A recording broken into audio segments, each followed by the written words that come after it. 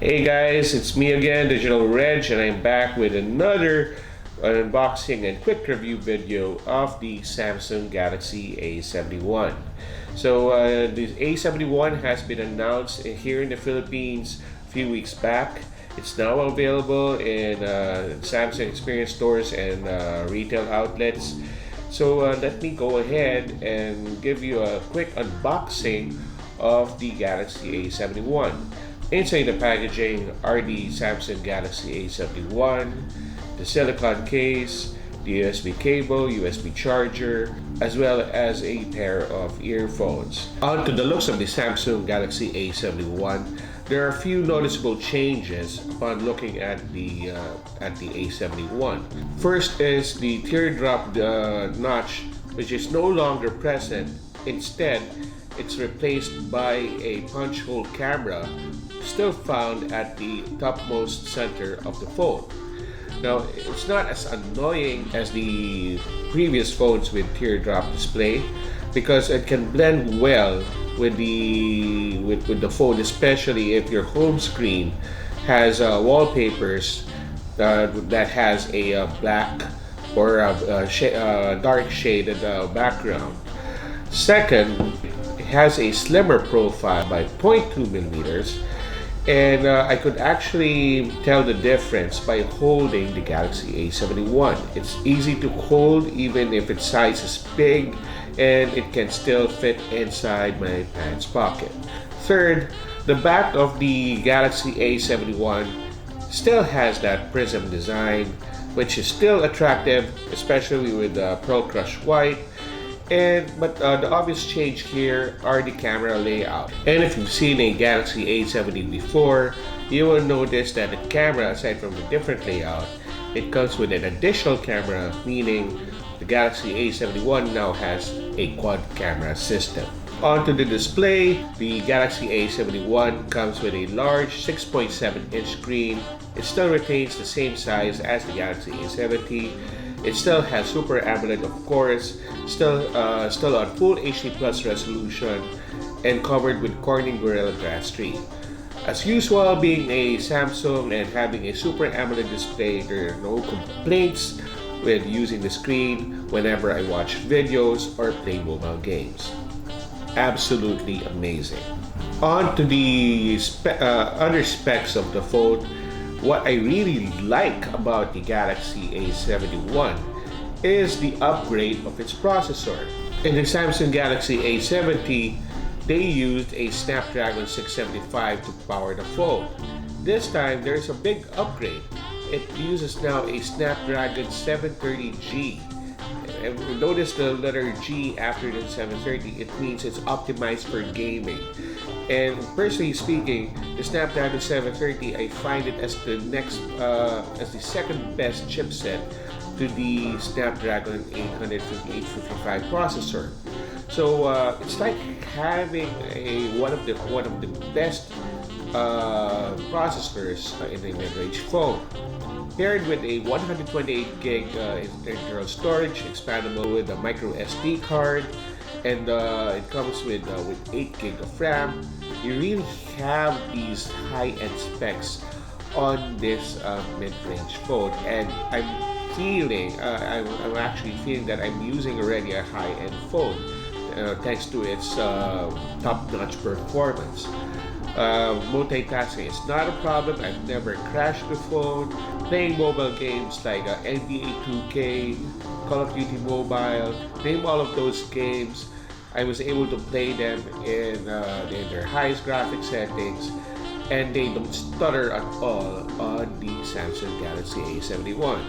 So playing these games, of course, would produce a bit of heat, not to the point that it will burn your fingers while playing games on the A71. As you can see on your screen, these are my benchmark scores and for the Galaxy A71, and compared to the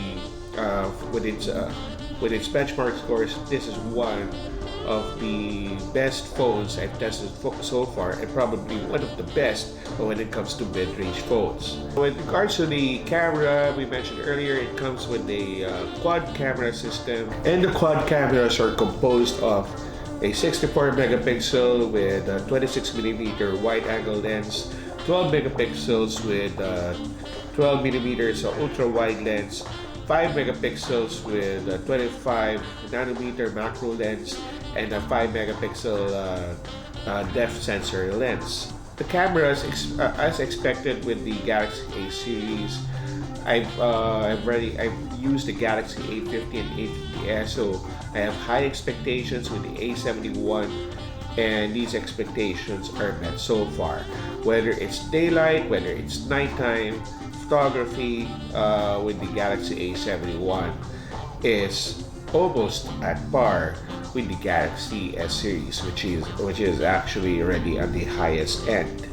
But there are some limitations though I've noticed with the Galaxy A71, and this has been a problem ever since I've tested the Galaxy A50. With the ultra-wide lens of the Galaxy A71, I've noticed that there's a distortion whenever I use this lens.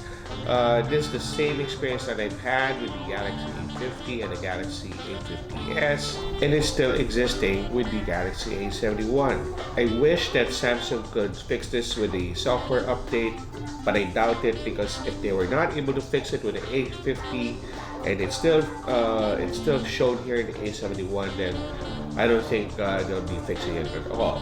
However, if you're not that very meticulous with the distorted image of a wide-angle shot, then it should be fine. As most users anyway would just rather have a picture taken with a great background scenery, or taking a group photo, and it doesn't matter if the image is distorted. When it comes to videos, these cameras can take 4K videos.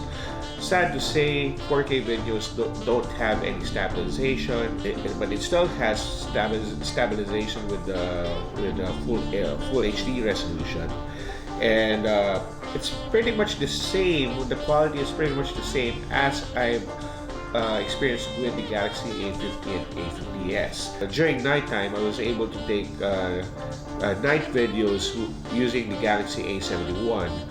And I was not able to sense any shakes while panning around the camera.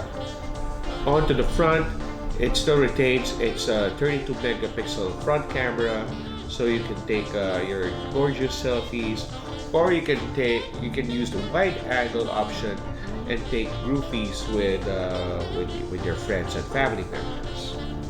There's no change as well with the battery capacity of the Samsung Galaxy A71.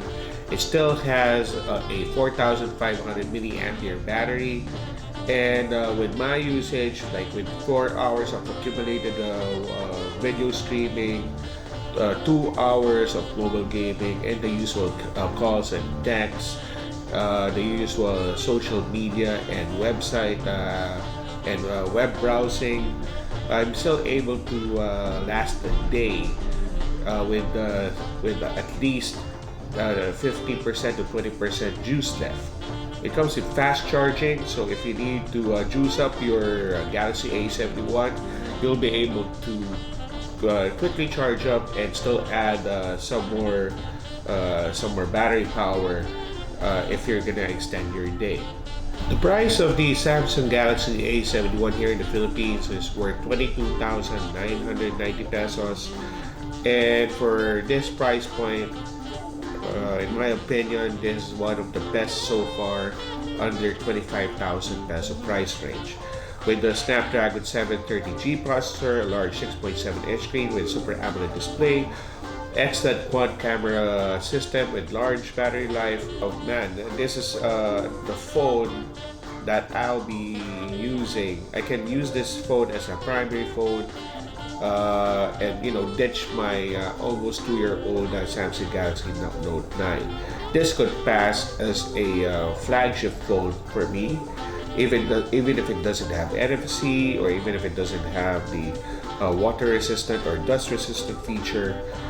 All the main features are that the Galaxy A71 have here are more than enough to be considered as a high-end smartphone.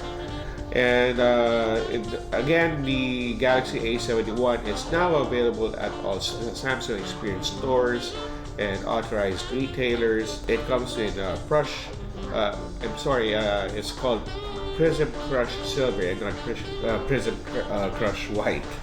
It also comes with Prism Crush Blue and Prism Crush Black. So that's our unboxing and quick review video of the Samsung Galaxy A71.